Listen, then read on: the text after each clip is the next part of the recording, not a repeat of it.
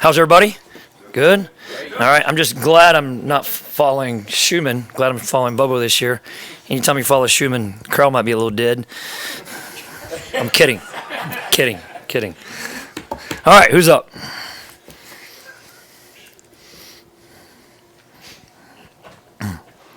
I was just having a little fun with Mike a while ago about coaching his son. I don't know if you have a son that's in the game right now, but can you talk about the dynamic of seeing?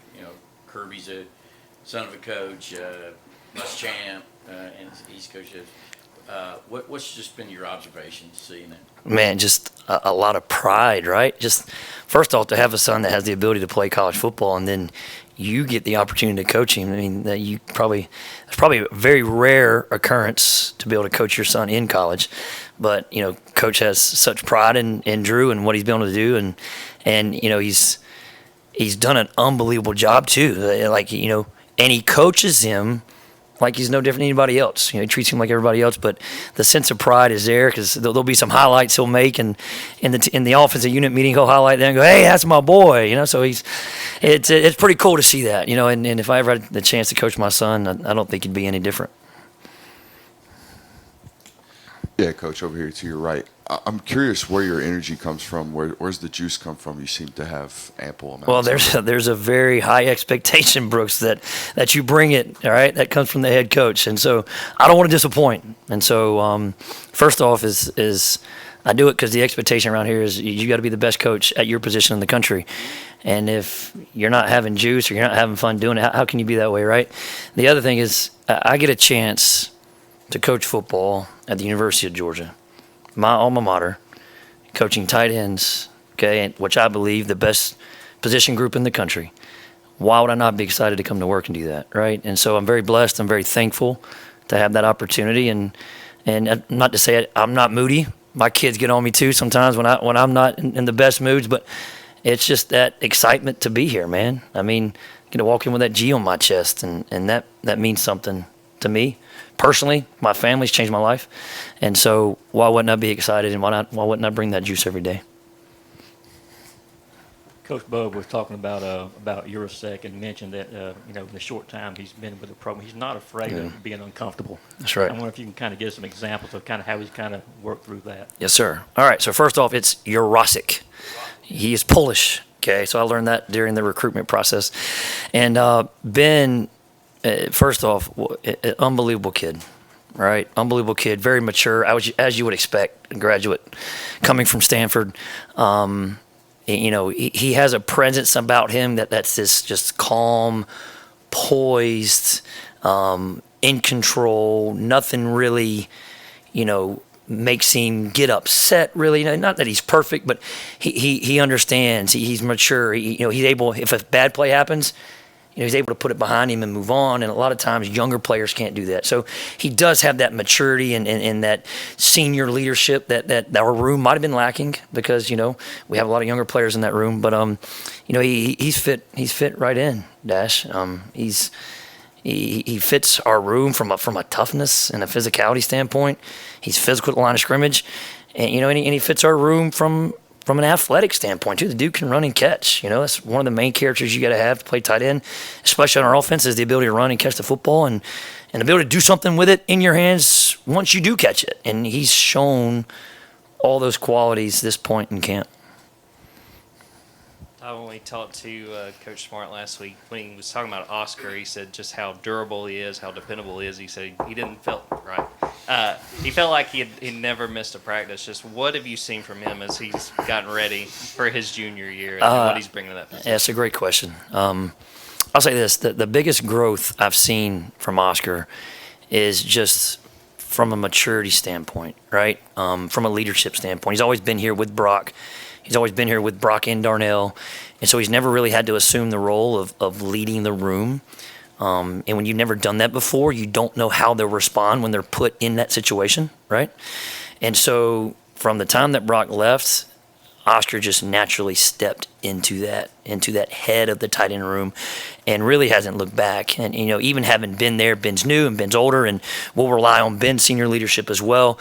But Oscar is the, unquestioned leader of our room. And so he's always been very physical. Run game mechanics, as far as just footwork and hand placement and pad level, Oscar Delp's probably one of the best ones I've coached in the run game, to be honest with you. And so that hasn't changed. Freshman year to now, obviously he's bigger and stronger, but he's always been really good at the point of attack, and we've worked really on consistently catching the football. He's improved that. But the growth in his leadership ability, the growth in his maturity has been the most pleasant surprise for us. And that's really what we needed in that room and in our offense.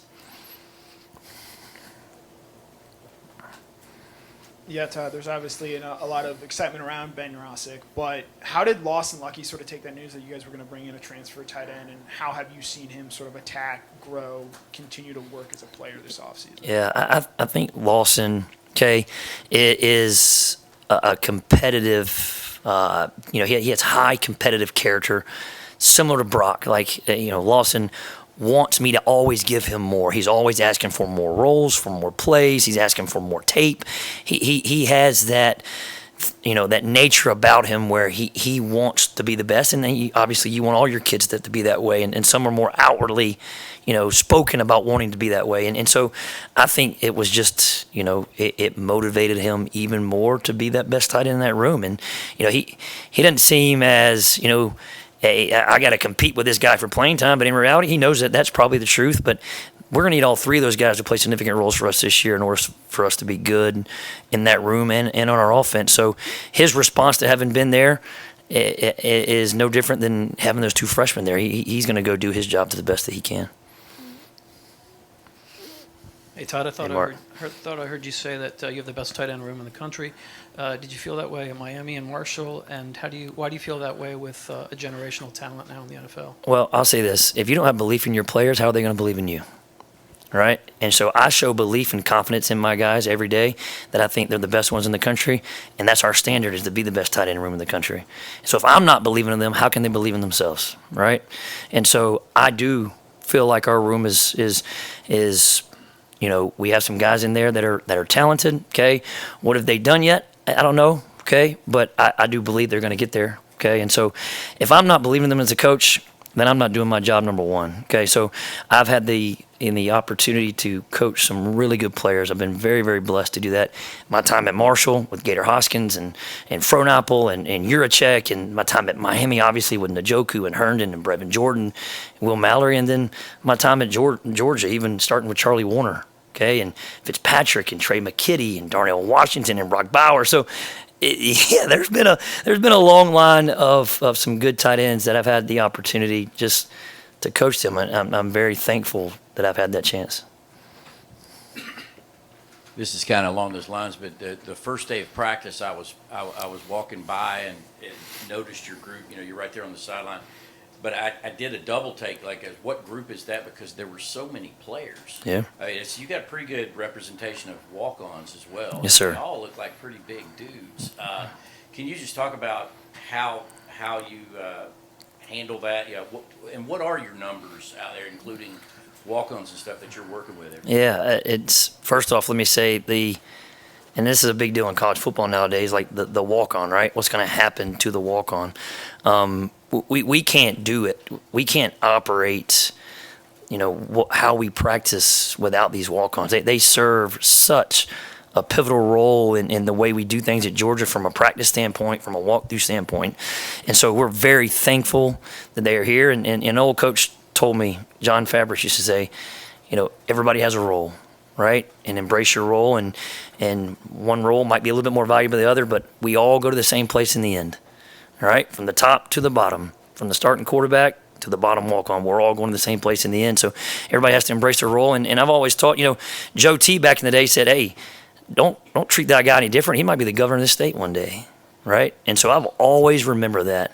And so I don't treat those walk-ons any different than I treat my starters or my scholarship kids. And I think those guys appreciate that. They get a high five and a chest bump when they make a play, and they get a foot up their butt when they don't, just like the starters do. So I'm very thankful for the guys that I have in that room and the guys that we have on our team that help us out.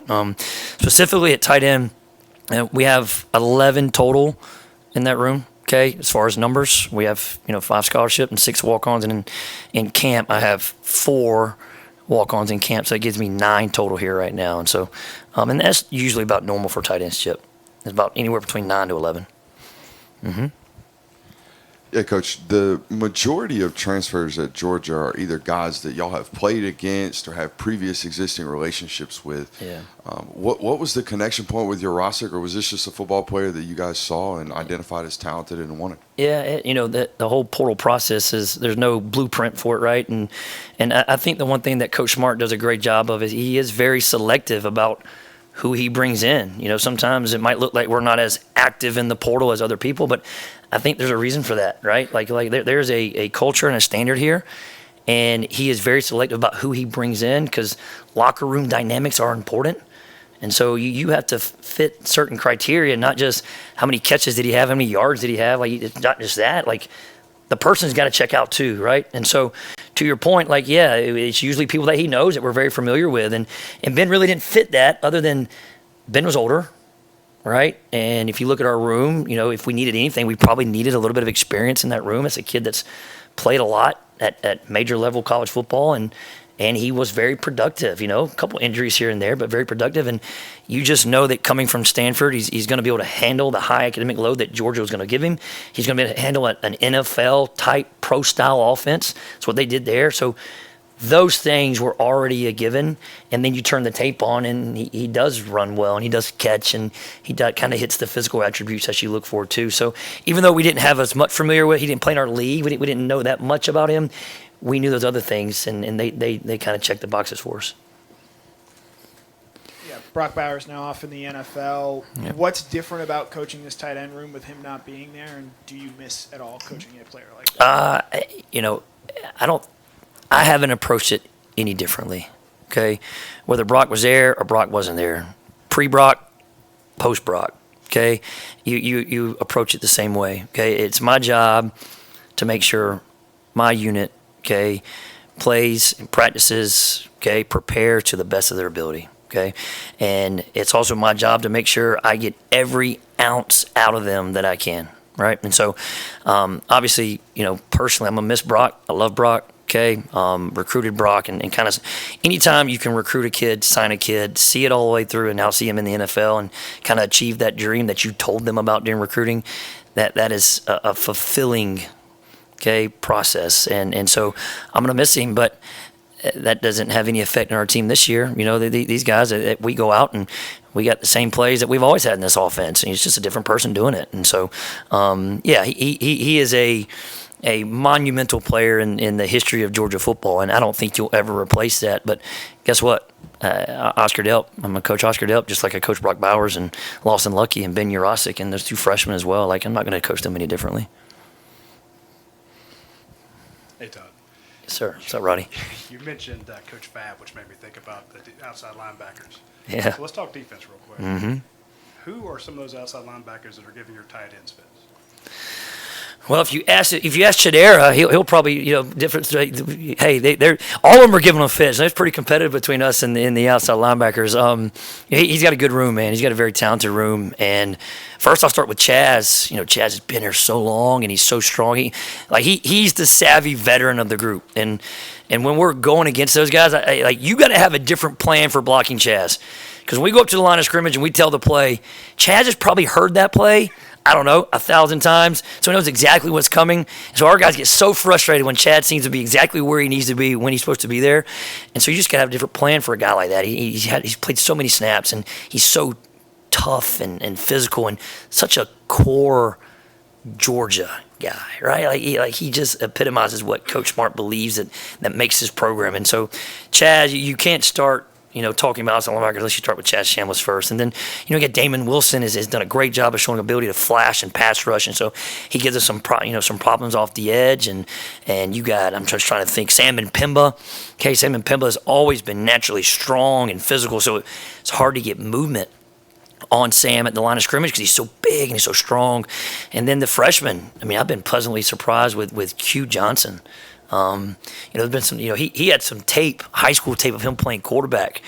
And one of the things you look at in trying to find a tight end sometimes is, hey, sometimes these high school kids don't always play tight end. You're like, man, this guy, I know Chadera wants him in his room, but I'll take him in my room. Like, he's athletic. And, surprisingly for a freshman, he has not been overwhelmed, as much with what our defense is trying to do, scheme-wise, schematically. Not that I can tell. Chadera might give you a different story on that too. But very impressed. And that's the one thing about being at Georgia, and that's the one thing that we preach in development is, hey, you're going to go against the best in the country every day. And so when you go against the best in the country every day, you can't help but get better.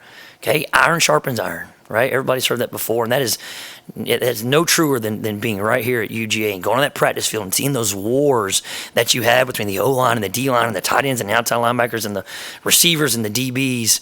It's good on good. Okay, it's iron versus iron, and those guys develop and get better because of who they go against. And going against those outside linebackers every day makes us better for sure. You mentioned this is your alma mater. You were here under Rick. You were here under Kirby for a while, and it was about getting that first title. You got it. And you got the second one. Didn't get it last year. But what is the vibe you think around this program now as it goes into this new era of the expanded playoff, the bigger SEC? What is the pulse, the vibe around? Well, Coach Smart's theme, I think he said it at SEC Media Days, was assume nothing. And, we've been preaching that daily since we've been in camp, is assume nothing. And it's been almost like a reset button for everybody, right? Is, hey, let's start fresh. Let's not assume that the seniors know it, that the juniors know it. Okay, let's coach and teach to the lowest common denominator in every room and build the foundation from the bottom up again. Don't assume that it's already there. Don't assume we're already on third base, because we're not. Okay, so it's been a fresh start for the coaches. It's been a fresh start for the players. Just, embracing that mantra of assume nothing. And I'm going to be honest with you, like when you're in it and the way Kirby has built this thing, like it's so process oriented. And, one thing in this camp is we talked about the process and not the outcomes. And when you're not thinking about the outcomes and you're focusing on the process, like you don't even think about the playoff. Like you don't have time to think about 12 teams. You don't have time to think about SEC and away schedule and whatever it is we have. You're thinking about today. Like, I'm thinking about what I have to do at 1 o'clock. Like it's 12:40 and I'm getting a little nervous because I got a 1 o'clock meeting. And that's kind of how he's built this thing. It's so segmented, right? Like the process is so detailed and so disciplined that you can't look ahead. You can't look behind. You have to look right now what we have to do to get better today as a team, as an offense, as a unit, and you're not allowed to look ahead. And that's, I think has contributed to our success that Kirby's had and will contribute to our success moving forward. Got time for one more question? Thank you. You mentioned the freshmen earlier. I guess just what have been your observations of those two guys so far, especially comparing Jaden, who was here for bowl practices, and Colton, who arrived in the summer? Yeah, Colton was here for spring as well. So they were here in January. I've been pleasantly surprised actually to see the growth from spring football to summer to now to fall camp. Right? Like if there's ever a great example of why kids, the advantage, of graduating mid-year and coming in and having 15 spring practices and a winter workout program and a summer workout program and getting a college semester of academic courses under your belt already, you can look at those two freshman tight ends in Colton Heinrich and Jane Riddell, because they were swimming in the deep end in January through May. And then they come back in June, and it's like they've already been here for a year. And I'm not saying they're where they need to be to help us contribute right now, and I'm not even saying that we're asking them to do that. Heck, we might need them at some point this season, and we're preparing them like we will, okay? But to see the growth from the spring and to right now, I have been pleasantly surprised, and I'm very happy with their progress. Thank you, Coach. Thank you all. Merry Christmas. Yeah, Merry Christmas.